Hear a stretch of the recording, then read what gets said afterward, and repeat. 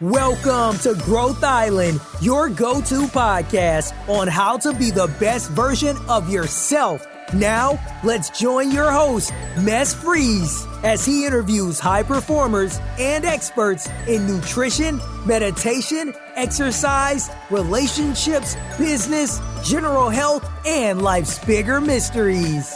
Thanks for tuning in today. Today I got an entrepreneur and one of the leading biohackers in the UK. He used to run a psychology-based digital marketing agency. He has experience from NLP and Cognitive Hypnotherapy. I'm going to do another episode on hypnotherapy later, so something to look forward to. He now owns a Hyperbaric Oxygen Therapy Clinic. I know some of you guys are probably falling out already. What is that? Don't worry, we're going to get back to that. He runs the Health Optimisation / Biohacking Social Circle in London, which gathers a lot of insanely cool people. I've already been there once. And then he's the founder of CEO of the Health Optimisation Summit, one of the must-go-to events of this year biohacking community. So Tim Gray, thank you so much for finding the time to talk to me today. Hi, Mads. Thanks for having me, man.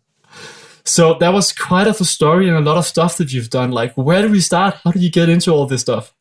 I guess probably the best place to start is at the beginning. Let's do it in a chronological, but I think, I think where it began for me is many years ago, being a typical entrepreneur, 200 miles an hour, depending on which community you come from, I guess you'd call it a manifester. I was brought up with the mindset of that there is a way around everything. It's just a matter of finding it. And that is one of the key learnings from my whole life, actually. I have my grandma to thank for that. There's probably a couple of other sayings that would pop up during the interview, and she often comes out of the woodwork. I started in psychology many years ago. After applying psychology to one of my own websites, I was in e-commerce about nearly 20 years ago. Makes me feel old. But I realized that applying psychology to my website could mean that more people would buy from my site. And that was implying, whether or not it's hiding the voucher code box on my basket page, which, increased sales massively, to optimizing the checkout process. But more importantly, it was learning about how to communicate better on the product pages. And by having every single product custom written, people just wanted to buy stuff. And I think it wasn't just selling any old products. It was really hand-picking every single thing that we sold and writing about it properly and taking individual photos, and not just copy and paste text descriptions. So for me, it was about communication, and that's why I got into the psychology. To go way back into my past before that, one key learning for me was that I worked for a car showroom many years ago, selling Porsches and Ferraris and things in my younger years, in my late teens. And I wasn't a salesperson. I was just an admin assistant back in the day. And one of my colleagues, the guy that actually ran the showroom, went away for 2 weeks. And while he was away, I decided to buy, or should I say, started to dream about buying a really nice Mercedes. And I learned everything about this Mercedes, inside out, back to front, top to bottom.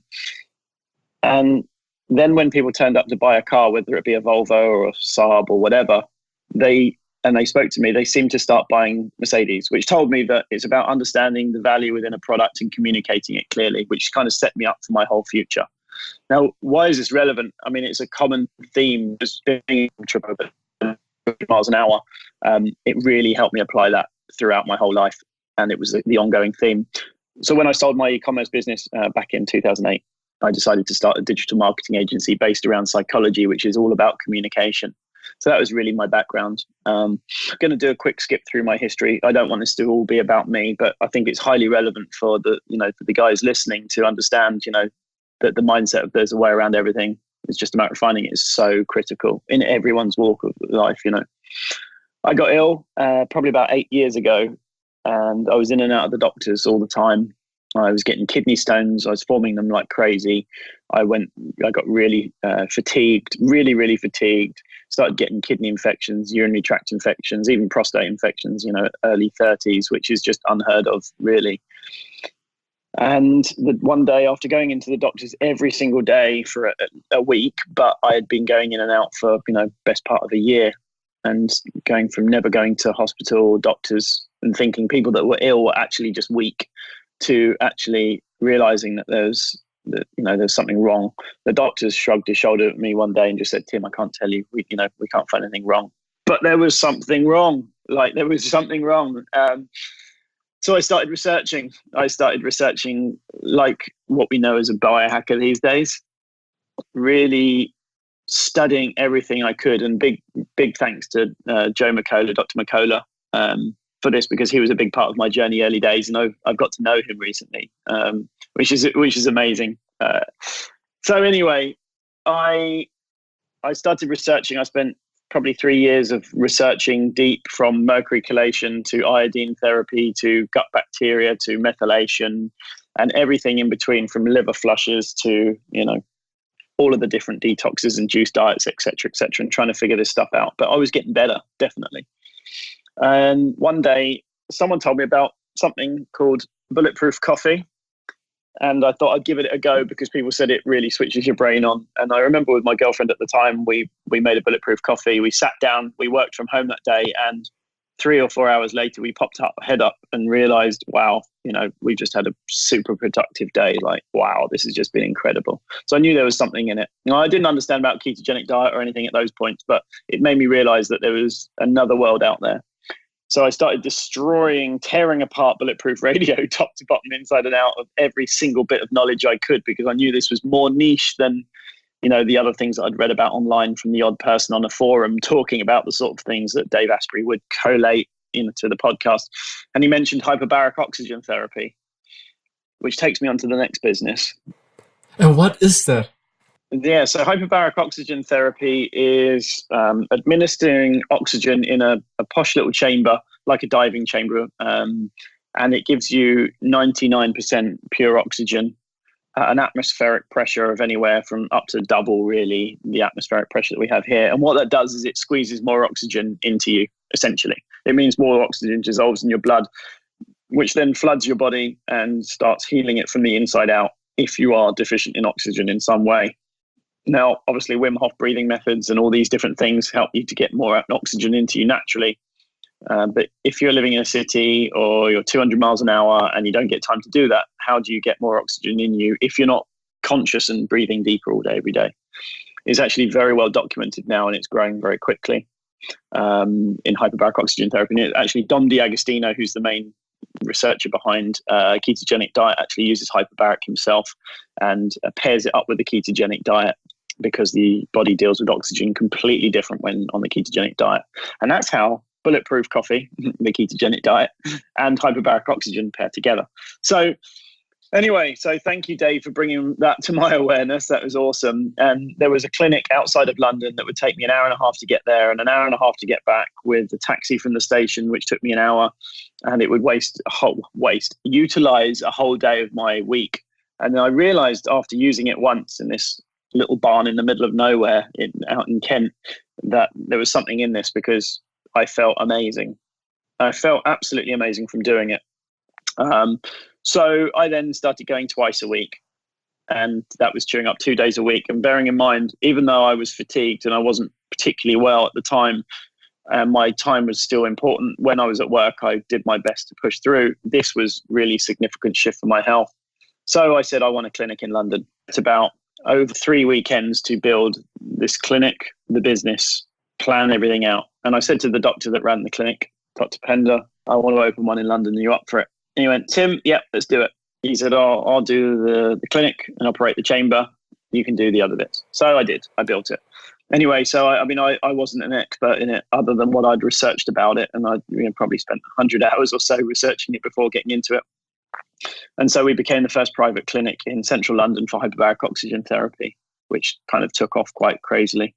As a result, I started going to things like the Hyperbaric Oxygen Therapy Conference, which the first one was in New Orleans, which was amazing because I hadn't really traveled much. And then Denver. And just by chance, I got to meet Dom D'Agostino, because he was sitting, 3 seats to the left of me, and I didn't even realize what he looked like or anything at that point. All I know is I'd heard him on Joe Rogan and Tim Ferriss and all these things. So I was a little bit of a fanboy, I guess, without realizing it, and a little bit nervous when I met him. So as a result, I got to know Dom, which is great, and got more into this world. And as a result of opening the clinic, I started reaching out to people online, on Instagram especially, and got to meet and know Tony Wrighton from Zestology podcast over in the UK. He's a great guy, and he's been on a similar journey. The guys from Bulletproof in the UK, and blah, blah, blah, blah, blah, and many other models and fitness guys and health optimizers and everything in and out of the clinic, which kind of like made me realize there's a big community out there. And from there, I went to Bulletproof Conference in LA, which is Pasadena 2017. And for those of you that have been, I mean, you'll know it's such a great community, and it's an amazing conference that they put on with all the best tech and mindsets from around the world. And I loved it. And one thing that I took from that was that the community was just so amazing. Like excuse me for swearing, but there was crazy fuckers like me everywhere. Like there were these guys that were into optimizing their health through any means necessary. Some for performance, some for mental clarity, some for energy, some for immune, some just because they didn't have a strong purpose in life and they realized that they want to optimize ahead of time, opposed to getting ill later. And I was just like, I remember sitting down and just eating my lunch, bulletproof lunch at the time at the conference, and Charles Poliquin sat down next to me, God rest his soul. And I was just sitting there chatting. I was just thinking, I'm sitting next to this amazing guy who's like a titan in this space, and they're walking around everywhere. And why don't we have this in London? Anyway, I left it there, carried on, enjoyed the conference. It was incredible. And that kind of parked in my brain. So when I came back to London, I was sitting down with Tony Wrighton, actually, and they said, look, this is amazing. It was a great trip in LA with many cool friends, and I want that in London. So he said, well, why don't you start a meetup group? And I said, yeah, let's do it. Okay, I'm going to do it. So I started up a meetup group, the Biohacker London meetup group, Social Circle. Now, bearing in mind that it wasn't for any strategic reason other than trying to bring together 10 or 20 friends to have people like me in London, opposed to everyone else I knew that was going out and getting drunk every night, or smoking, or doing drugs, or whatever it may be. And it's like, many people thought I was crazy for doing a 28-day juice diet, but when in this community they go, yeah, I've done that, and I finished it off with the liver flush, and and I took magnesium through it, and that for me was like, it's just like, yes, there's people like that, like that. Yeah, it's just like amazing, and everyone's so like humble and friendly and giving, and not that I want anything from them, but it's just the mindset of these people that are incredible out there. So the meetup group grew and grew, and it grew to about 400 or 500 people. But one thing I kept on coming up against was the limiting reach of the word biohacker. And I remember when I said to my mum, after 6 months or 8 months of doing this, like, Mum, I've got this group like of these amazing people. And she said, well, what is it? And I said, well, it's Biohacker London Social. Biohacker? What's that? And I was like, well, basically, it's obvious. It's like optimizing your environment, in your life to biohack, optimize your biology and make you healthy. And she said, oh, I wouldn't have got that. And my brother went, well, that's like transhumanism, isn't it? Which is obviously chip implants and like becoming a cyborg. I was like, So in the journey of this, I was speaking. And just for the record, that's not what you connect to biohacking. It's not transhumanism and having chips in the body and so on. Yeah, I mean, I'm looking to mimic a natural environment in an unnatural world with what I do. It's about taking things back to basics.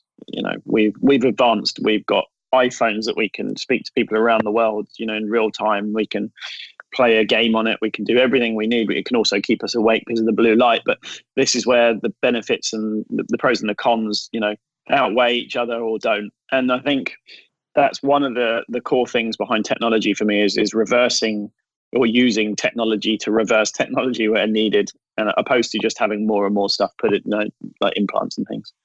So after speaking to many people along the way to become speakers at the meetup in London and all these brands, I kept on hearing people saying, what is this biohacking thing? And a lot of medical professionals or some brands that I wanted to come along to showcase their products, but kept on coming up, what is biohacking? One guy I spoke to actually, which was the actual turning point, and I haven't actually told anyone this before, was my agency did an outreach program to a lot of brands in the health space because that's an area I wanted to move the agency towards. And one of them was a brand called Totem Sport, which is also known as Quinton Hydration. Many people, I mean, it's gone quite big now, I think, because a lot of us have been talking about it. But the guy, John Keller, that's the main guy behind it, he was like, so tell me about this biohacking. And I said, well, you should be at the Biohacking Summit or, Bulletproof Conference or anything like this. If you want to get your brand out there, it's such a great product. Why aren't you out there? And he said, well, tell me about biohacking. So I told him, he was like, oh my God, if I knew, I would have been there. And that was the moment for me where I kind of went, it needs a new label. So everyone I spoke to, I kind of, as a true marketer in keywords, I would write down in my notepad, what the words that came up and ticked it. So I knew how many times the words came up, and the words health and the words optimization kept on coming up time after time after time. And as soon as people said to me, what is biohacking? I'd go, well, it's health optimization using data and science to back it up so it's quantifiable. They kind of went, beautiful. So that's what I did. So I updated the meetup group to be Health Optimization and Biohacker London, and it grew, well, it doubled almost overnight. Actually 40% within a couple of months, and now it's doubled in a quarter of the time of what it did. And I think what it's been doing is bringing in more and more people with exactly the same goals, with exactly the same mindset, with exactly the same journey, but they didn't know the word biohacker or biohacking or bulletproof coffee or any of these things. And they turn up, it's just so overwhelming. Like, people are saying, I can't believe it, I found my tribe. And while I don't particularly like the word tribe, because it's a popular word right now, community is important. But I think when they say they found their tribe and they love it, I mean, it's incredible. So, I mean, I think, so the mindset is health optimization, and it's creating a community around health optimization and spreading awareness to people that don't necessarily know these cool things are out there and are still stuck on forums or Instagram, just looking at the odd hashtag. So while I really appreciate the biohacker mindset and I consider myself a biohacker, my goal is health optimization. And within health optimization, it fits mind optimization, energy optimization, immune system optimization, life optimization. I mean, it's just a better life. And I think the new label of health optimization for me is what's bringing people in, and they're loving it. So so that's basically the journey of health optimization, my goal, and what's been going on. And through natural progression, that's gone into the Health Optimization Summit. So that's pulling in the smartest minds from around the planet in health, fitness, medical, wellness, nutrition, biohacking, paleo, keto, all of the different mindsets, and saying, look, guys, we're really super smart. Let's all pull together because we all want to be healthier for longer. Now, I really appreciate every one of these places, and I know that everyone is out to do good. They are. And I think, like, for instance, the medical community, they have amazing technologies out there that we could be utilizing that we're not. And the biohacking community has amazing technologies that the medical world could use, but they're not. They're starting to wake up to it, I think, because it's becoming more and more mainstream. But I'm going, well, actually, let's just change it once and for all. Let's bring everyone together. So I've been calling favors in around the world to bring the biggest names from around the planet to London in September, which is what I'm doing. And that's been through natural progression. It hasn't been a strategic move by any means. So that's where I find myself at today. So those are the businesses through my journey, what brings me today to the Health Optimization Summit. So, yeah. Cool. And so biohacking, what do you do? Like, so people listening out there, how can they take some of your knowledge and actually use it? What would you recommend? Where to start? Well, it really depends on your goal. If you're a business person or an entrepreneur or a management consultant even, which I know is quite a big part of your listener base, I think. And I mean, they're often really keen, really driven, really motivated. They have the mindset of there's a way around everything. It's just about refining it, but they burn out, especially management consultants. I've worked with several, not that I work on a one-to-one basis these days, but they do tend to burn out. So that's one thing. It's like, well, actually, how can we support our adrenals? How can we get our fight or flight mode to switch off so we actually sleep and repair the damage that we've done during the day? Then you've got high performers in terms of mental ability that don't care about, their exercise and things like that. They just really want to have the smartest or most switched on brain.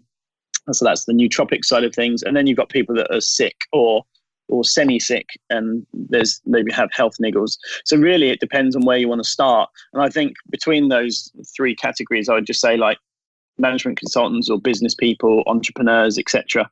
Management consultants, I'd be like, well, what is your goal? I mean, first of all, whenever I speak on stage, I speak about the 5 fundamentals that you should get right to fast track your health optimization. That's kind of like hack biohacking. And that's what I spoke about at the Bulletproof Upgrade Conference a couple of months ago. And it went down very, very well. I mean, the reason for saying that is because my number one biohack in terms of macro would be sleep optimization. If you haven't got your sleep down, nothing else is going to work. Like there's no point doing anything else. There's no point taking nootropics. There's no point taking any of these supplements. There's no point spending all these thousands of pounds on tests if you haven't got your sleep as good as you can possibly get it. That's number one. So I'm going to break into that quickly because I know this is an important piece. And I think there's 9 other things that I could talk about in order of importance. I generally talk about the top 5 because get those done in your very different life. So why sleep first? Well, if you have an hour's worth of sleep or no sleep, how shit do you feel? How high of an impact does that have on your day? You know, if you're not hydrated, sure, that does impact you, but not, in my opinion, as bad as if you only have an hour's sleep or no sleep at all. That's why it's so important. So I do one of anywhere between 14 to 18 things every day. And that sounds like a lot of work. I appreciate, but when you have these things set up, it's not. It's really not. It's just the initial, oh my God, I've got to do all these things, which is a mental barrier. It's like, well, you know, if you have a bad night's sleep, a really bad night's sleep, like you've got to do a lot more work to get through the day and you're unproductive. So what are some of those things? Yeah, okay, fine. So number one is the obvious one, which is blue light. Block those out. After kind of 7 p.m. is realistic depending on your bedtime. Super short. So we had the Andy Matt interview as well, and blue light is what you get from screens. You also get it from some LED lights and so on. It's the unnatural light, and that has an effect on our circadian rhythm. Yeah. So that's a really important one. Well, why it's so important is actually a critical thing, and I'm going to run through a load of things that you can try out and test yourself in a minute. But why it's so important with blue light is because sunrise is blue, sunset is redder.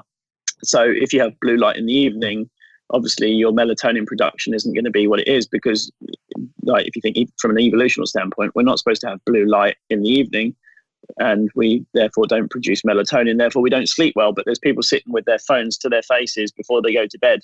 So if you limit your blue light, and that means around the house as well with all the lighting that we have, because we're supposed to have fire light before bed at most.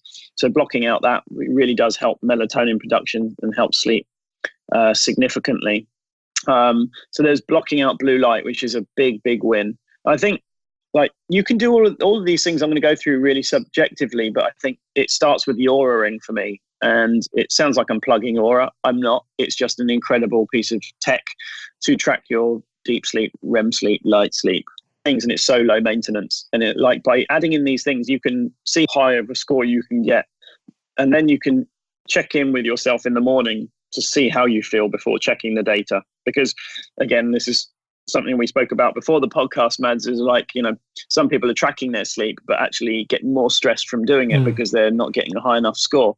But I think, like, that's because they're in fight or flight, and they're often business people and they're on high alert. It was like, if you actually check in with yourself and say, how do I actually feel today after last night's sleep, before checking your data, you are in control. Whereas if you're looking at the data and being primed by going, actually, this is what my data says, oh, I feel crap, right? It's going to get you to that point.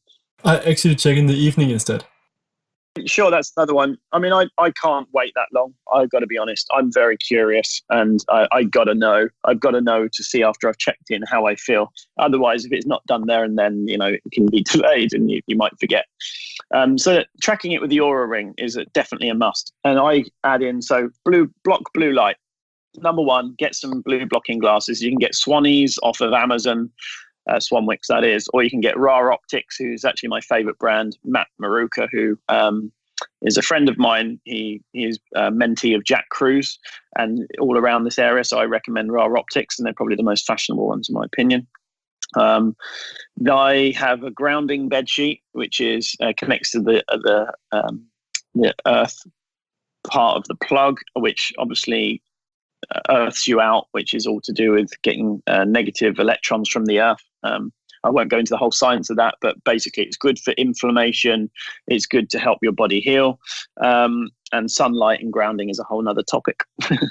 I have a Himalayan rock salt lamp on the bedside table. Again, I think personally it's good because it's a low light. I like it as a low light. It's not too bright, and I wear my blue blockers, but it's also good for the ions in the air. I have a chili pad, which is a thing that goes under the bed sheet, which keeps your body temperature regulated. They're very, very good. And the guy that invented it found that when having his body temperature regulated through the night, kept cool or warm depending on the temperature, he increased his deep sleep, which I see the same. And again, going back to a natural environment and unnatural world, it's using tech to make you feel like you're lying on a cool piece of ground in your cave. This is a classic example. I have a red light stack by Red Light Rising at the end of my bed with a remote control, and I use that as my night light in my room. So it's red light opposed to blue light. While it doesn't cut out all the blue light, it does drown it out. And so with the blue blockers, it's obviously a good night light for that. I have a complete blackout blind, so my room is pitch black. There's not a single LED, anything in my room at all. So much so I've even taped the blackout blind to the window so no light comes in. Now, you wouldn't normally need that if your circadian rhythm is reset by natural sunrise and sunset. But the point is, I do stay up late. I love working late because colleagues or friends don't message me at 11, 12 o'clock at night. So I find it's a productive time for me. But then to counter that, I have to have blackout in the morning. If I went to bed at sunset, then sunrise would wake me. But otherwise, I need that level of sleep. I have a blackout face mask, depending on where I am and whatnot. Depending on the surroundings around me, I use silicone earplugs as well. Now, I have, obviously being a business person, have had a stressful life and appreciate that I can be stressed, and therefore I'm in fight or flight, which means that when I'm asleep, my ears are constantly trying to pick up for sounds around me, looking out for threats like a tiger creeping up. So silicone earplugs block that noise out, and it tricks my mind into sleeping deeper, which works very, very well. What else? Wow. I use an essential oil vaporizer, which is generally lavender.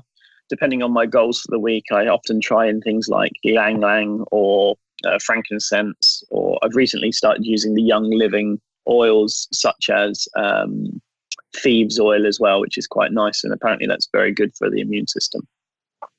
And that's just a few of those, a few of those things. Yeah. And what's the second and the 5 fundamentals of biohacking? Now, the second is hydration optimization, and it's a really misunderstood area. And I have the guys at Totem Sport who brought me onto the science behind all of this, actually. So I'm very, very thankful to them, which is why I'm so loyal, not because of affiliate commissions or anything, because I just don't do affiliate commissions, FYI. So we drink filtered water, or we drink spring water, or reverse osmosis water, and they have a much lower mineral content than we need. Like, if you think back in an evolutionary standpoint, we would drink from a stream when we're near one. That would be high mineral content because it's been flowing through rocks, which will give us the minerals for our electrical system to work properly. Without that, we wouldn't work. Think of Lucasade or Gatorade. It has high electrolyte levels, but not all of them, only a few.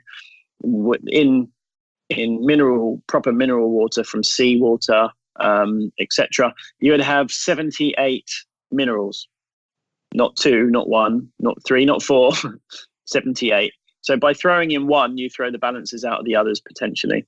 So by drinking water that's low in mineral content, sure, we're topping up our blood level with water, which then means we have to pee more, which flushes out toxins. That's brilliant, great. But what about the minerals that are making our electrical system fire? Now, people that are fatigued, often, in my opinion, the quickest win is to get more sleep and hydrate better with the right minerals, because without those minerals, your electrical system isn't firing and you haven't got enough energy. Those are two areas of fatigue that go hand in hand together.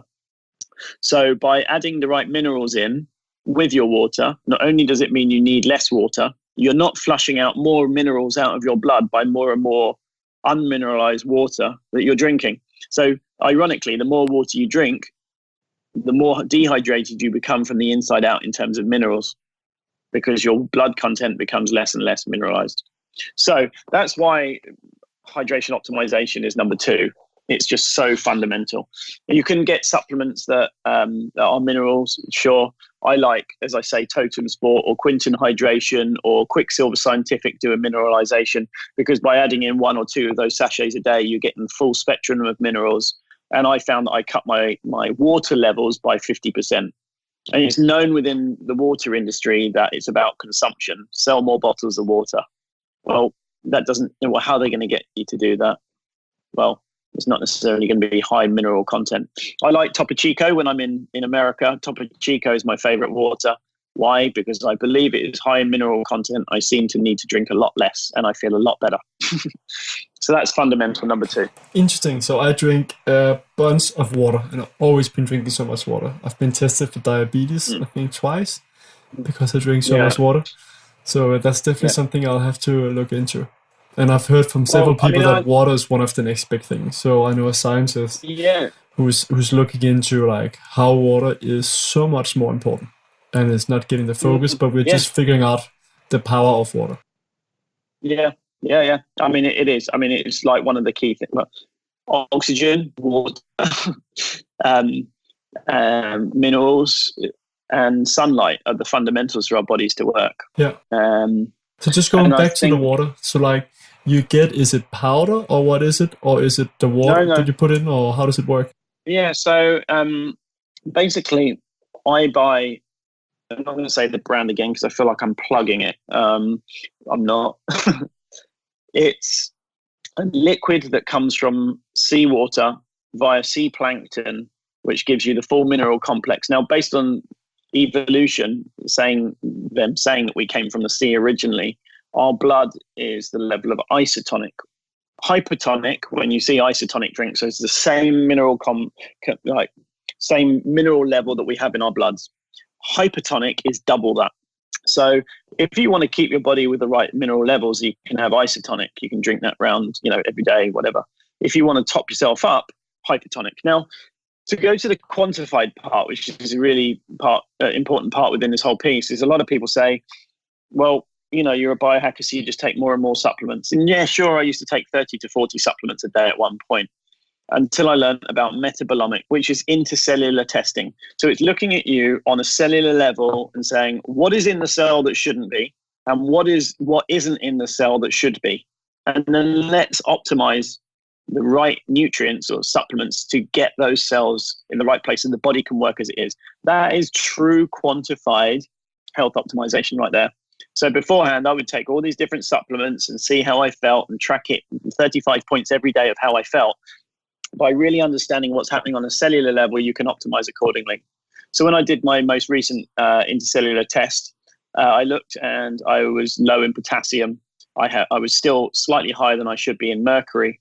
Well, having mercury in the cell means that magnesium can't get in the cell because they compete. So getting the mercury out means the magnesium will go in, and then I become more hydrated from the inside out. So it's about supplementing based on what you need. And so when you have an isotonic or a hypertonic, sure, you can top up your cells without necessarily knowing which ones you're filling up. And I think it's a good heuristic shortcut to speed up your health optimization. And once you've sorted your energy issues out, you can then obviously look on a more focal level. So I think, don't just buy magnesium or potassium or sodium or any of these things on their own. Buy a full complex. And so I think Christopher Shade from Quicksilver do a hydration sachet, which is hypertonic. Totem Sport do. Quinton Hydration do, Cell Nutrition do. There's quite a few different brands out there. But if it's got 1, 2, 3, or 4 of the electrolytes in, you're just not going to get the full spectrum. You might need those 4, sure. But if you get all 78, you're going to be topped up with the ones that you need. So it's a quick win. And how do you test for that? So, well, it's a metabolomics test. Genova Labs do one. I think it's called Nutra-Eval, which looks on the cellular level. But really, this is getting so far down the rabbit hole, it's not necessarily a quick win as a result. And I think for the guys listening today, they just need to understand that they should optimize their sleep and their hydration, and they should look up those brands. Yeah. I think, so I find that people with frequent urination issues, that are drinking too much around the clock and seem to pee more than they drink, you can fix that very quickly by sorting out your hydration. I found originally, for me particularly, as I said about potassium, when I was testing each mineral on their own where I could, I found that by adding potassium gluconate in actually stopped my frequent urination significantly. And I was going 30 to 50 times a day at one point at my illest, just because my levels were just so out, and adding potassium in really helped that, as well as other things with the gut. But that's a quick win. And if you're fatigued and you're a busy business person that seems to drink more water than they should, then that is an absolute area. Like, these things should be gold dust for your life. Mm-hmm. I'll definitely check that out. And number 3. Number 3 is oral and dental optimization. And I'm not going to go too far down the rabbit hole. I'm just going to indicate the importance of what you should do, because I could talk forever on this. But I mean, for me, part of my journey was getting thrush around the tooth of mine early days, which is what got me into a big part of this. And when I Googled thrush and fillings, it came up with mercury toxicity, which got me to explore the whole mercury chelation world and understanding the intricacies of all of that. And so if you have metal fillings, as everyone's starting to know more and more now, it's not, in my opinion, good for us. In Germany, I believe that they said to everyone, right, get your amalgam fillings out because it's not good. It's part of it is mercury. Mercury, if a thermometer is broken in a school, they evacuate the school, and yet we can have an intramural pituitary gland, which regulates our hormones, in our mouth, and we're convinced that it's not dangerous. I think otherwise, from the hundreds and hundreds of people I've spoken to over the years. And there's Christopher Shade from Quicksilver Scientific, Andy Cutler, PhD, God rest his soul, that researched all of this, and the science around it is growing massively. So that's number 1, is, in my opinion, get the metal fillings out. Number 2 would be to look at if you've had any root canal treatments done. There's recently a documentary called Root Cause on Netflix, which has recently been taken down. Then that goes into root canals. If you have them, it's almost like having a dead organ in your body filled with cement, which harbors bacteria. Now, apparently, when they took teeth out of patients and put them into rats, the rats got the same illness that the humans had, even though the tooth was apparently sterile. I mean, I think even if there isn't any science or double-blind studies or anything in this area, and I'm not saying there is or isn't, but I think there's no smoke without fire. And in one of the studies on root cause, they said that 96 or 97% of the people that were tested that had a root canal on one side had breast cancer in the same side. Now, the study wasn't that big, but there's no smoke without fire. And if you're not well and you're trying to optimize your health or mental clarity, then I think it's a good one to look at. That also goes into cavitations, where there could be a cyst or bacteria built up in the jaw or in the bone that is a local infection that doesn't necessarily get picked up by your CRP inflammation markers and whatnot. So that's why oral and dental optimization is really, really important. For me, it was a big part of my journey. I had a root canal treatment taken out. The system that, like the standard doctors over here, said no, there's nothing wrong, there's nothing on the x-ray. And when I flew to see a specialist in another country, they scanned me and said there's an infection in there. When they cut me open, they actually saw that I had dead necrosis bone in the jaw. I had hardly any bone left between the jaw and the sinus, and there was pus filled up in there, which had been causing my brain fog. That I'd been using nootropics and all sorts of things to try and optimize my brain. My brain came alive within 2 hours of coming out of general anesthetic, and I was working until 1 a.m. For me, that's a big indication that there's something massive in it. So people with brain fog, if you've got root canals, then I would definitely look at that. So that's number 3. It's a big, big quick win for me. I was lucky enough to have stem cell surgery as well. Which really, really helped the bone grow back quite quickly as well. So I'm very, very happy about that. Yeah. And number 4 is sun and light optimization. Yeah. So we are beings that should be connected to the ground, and I'm sure you've probably spoken to people about these areas.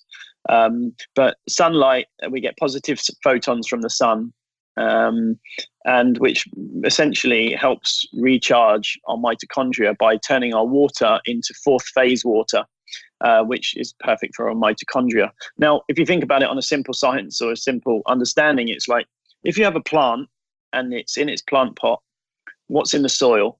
Minerals, nutrients. Adding water, what does that do? Helps transport that. Having sunlight, what does that do? Makes the plant grow. And often if you have a plant on the side, it will grow towards the sun.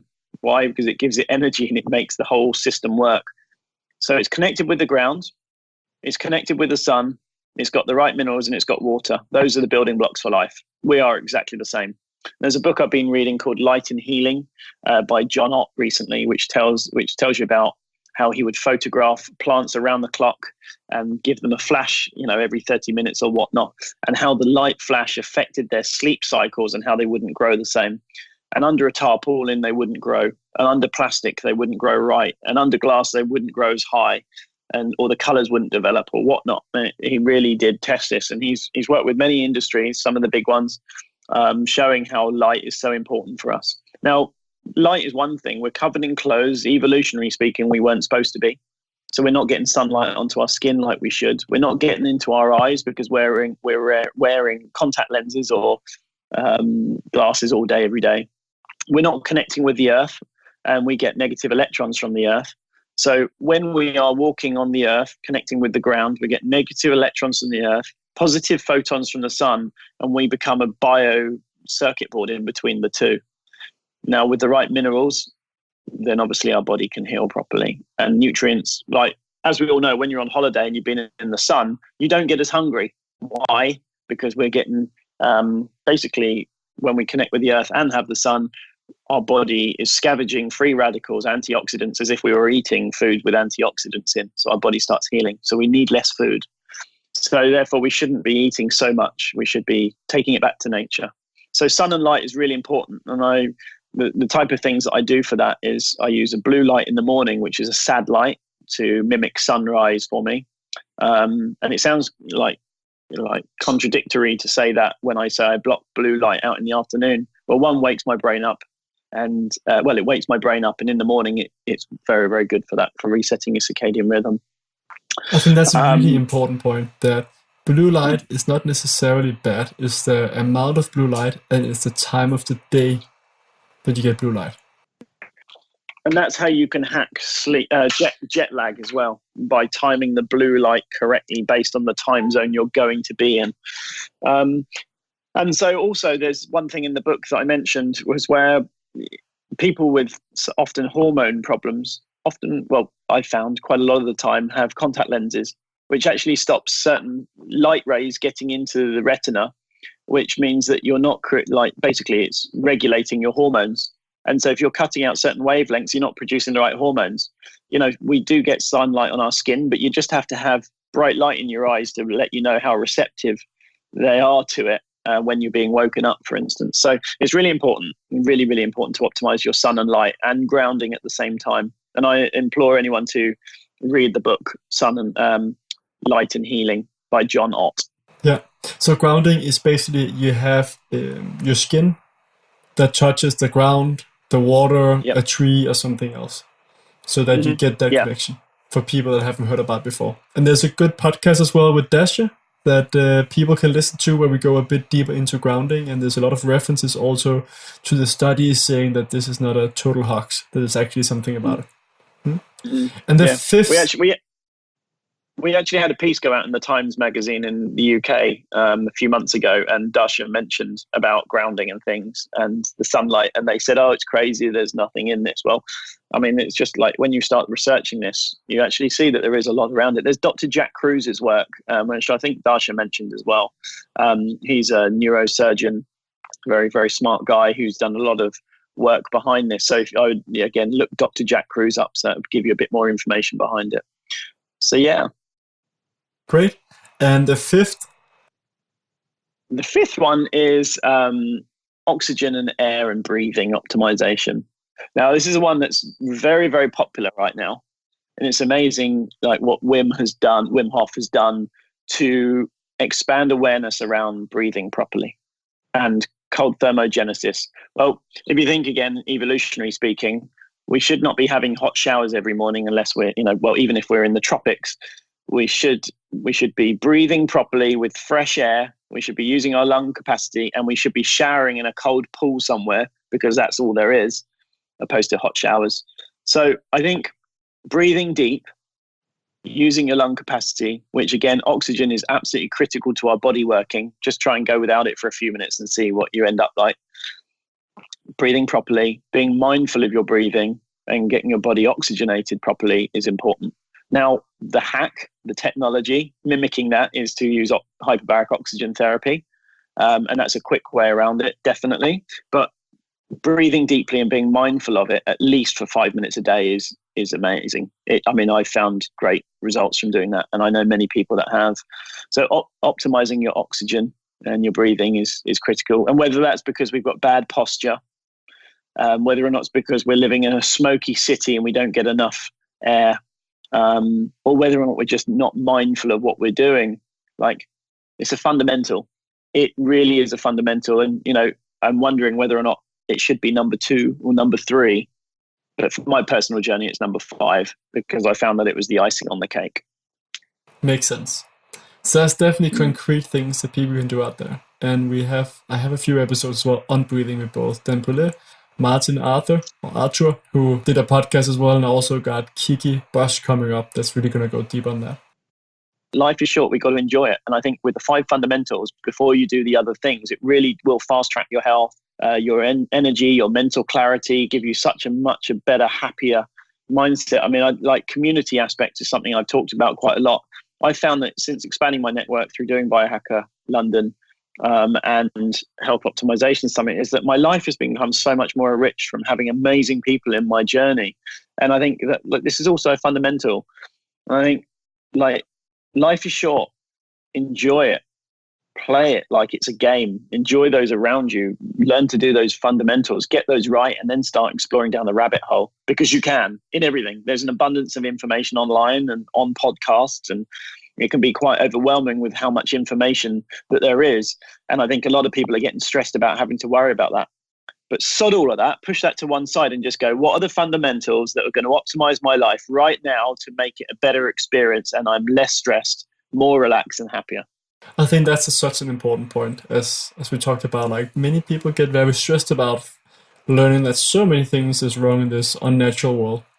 So what's your take on that? Is it actually beneficial that we help them learn about it, or are we doing him a disfavor, or how do we go about that? So I feel empowered when I learn about these different things, that I can do something, and every time I eat something else, I see it as a victory that I'm doing something good for myself. But I also learn from talking to a lot of people that they actually see it as a big stressor in their life.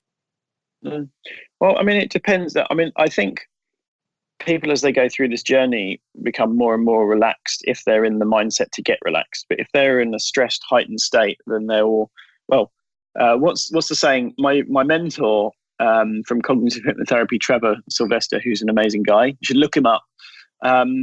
He once taught me, what the thinker thinks, the prover proves. So if you think the data is going to stress you out and control you, it will.